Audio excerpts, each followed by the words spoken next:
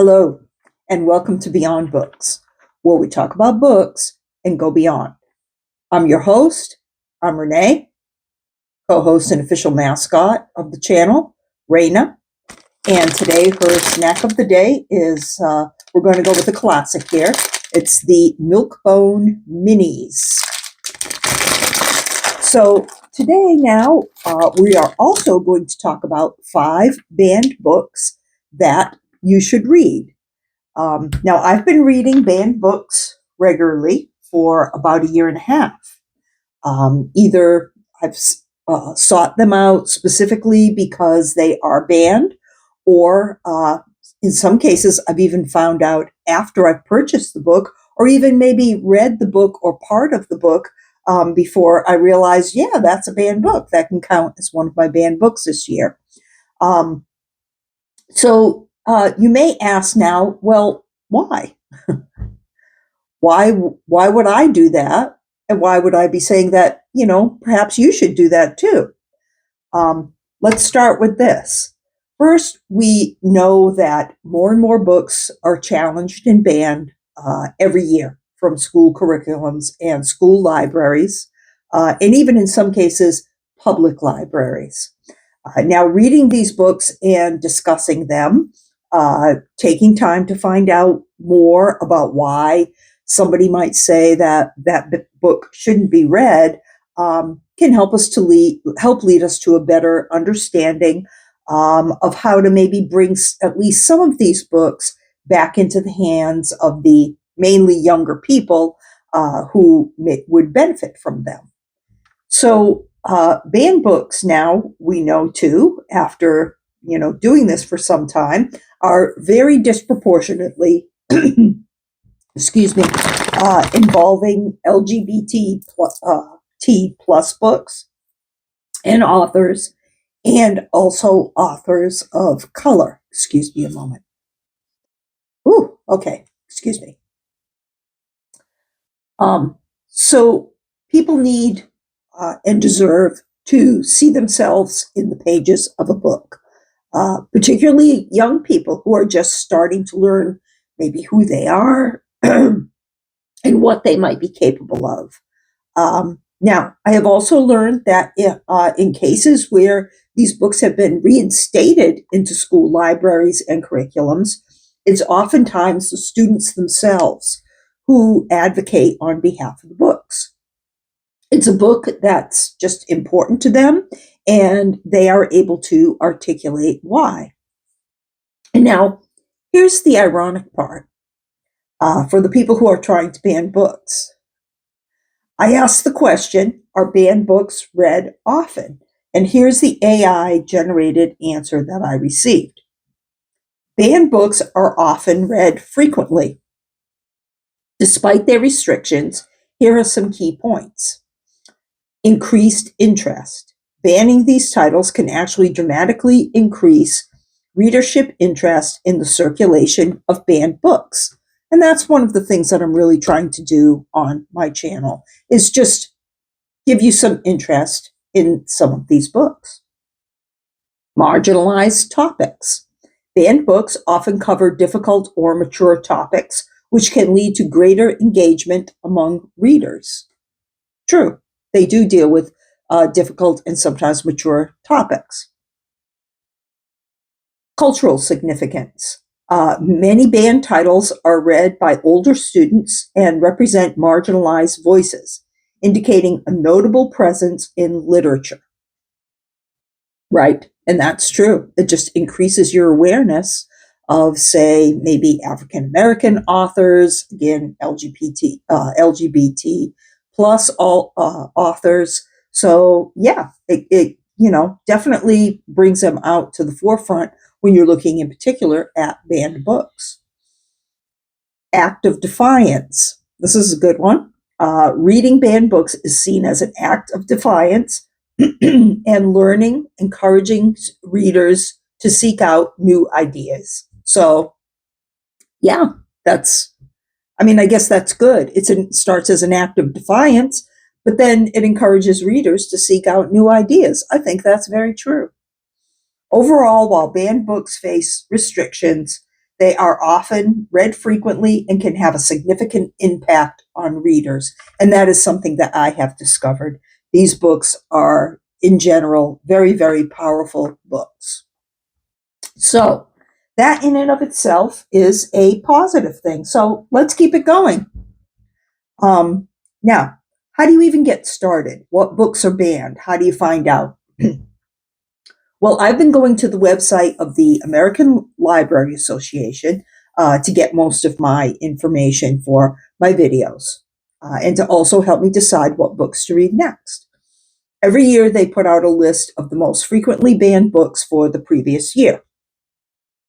There are 10 or sometimes even more on the list because sometimes there's a tie, tie for seventh place or something like that. So there's quite a few right there to choose from. But also for each decade, there is a list of the 100 most frequently banned and challenged books. It's easy enough to find titles that, a lot of them will be familiar to you. Some may not. And they are mostly classics that are, they're easy to come across, actually.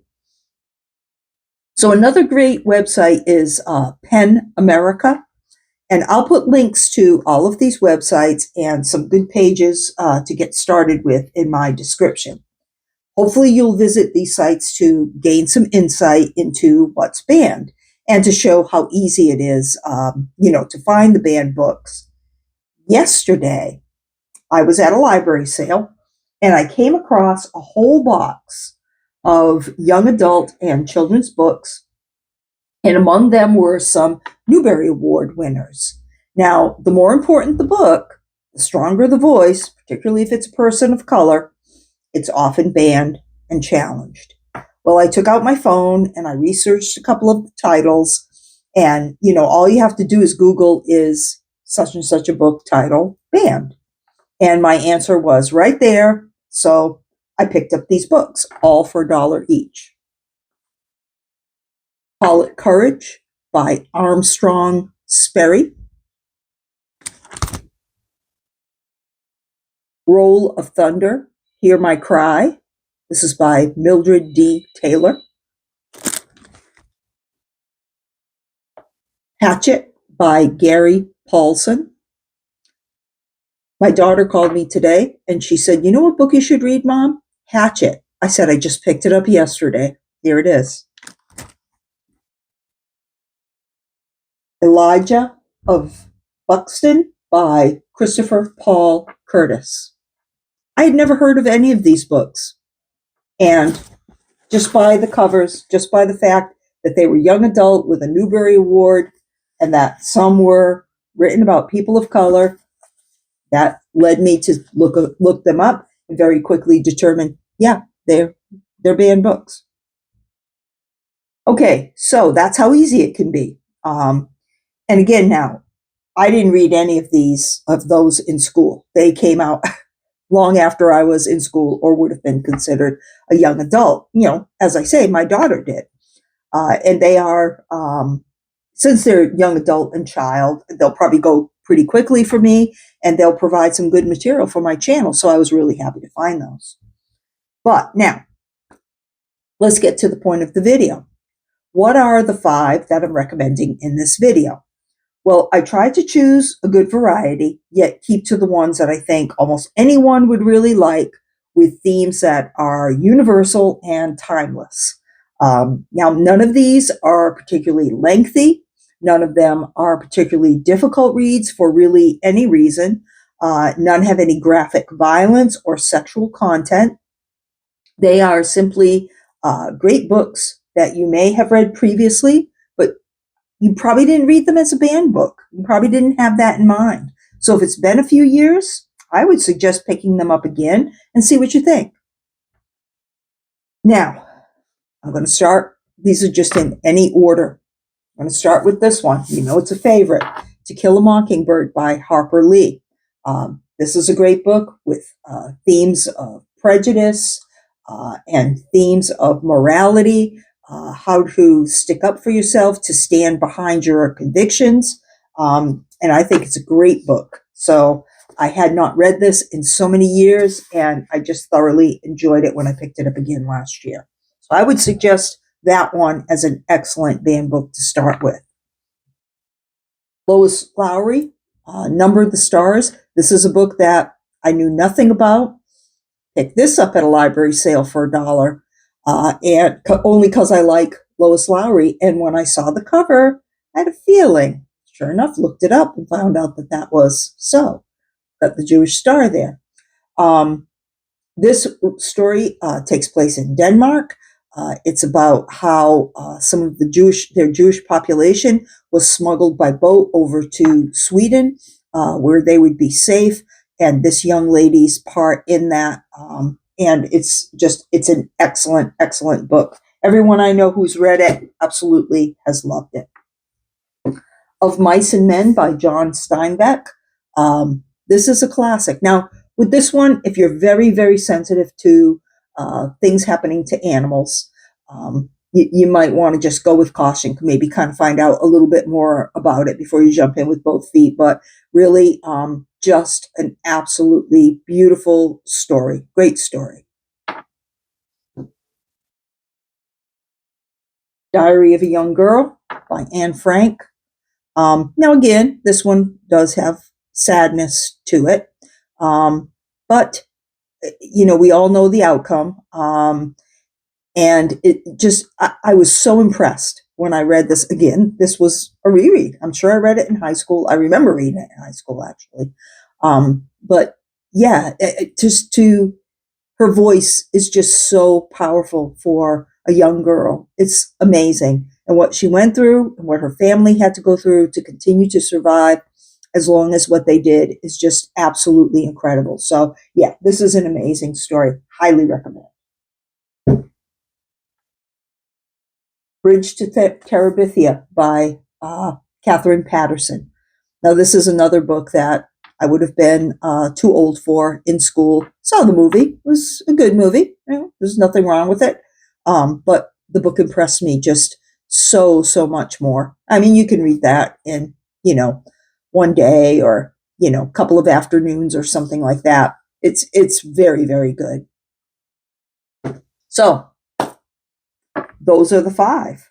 And if you would like any further information about those books, I have links in the description to the full reviews that I've done on my channel about all of those books in particular, including why they're banned and challenged. So I go into a little bit more depth about that in those videos. So that's it. Thanks for watching. Like and subscribe if you haven't already. Let's do one treat for the road.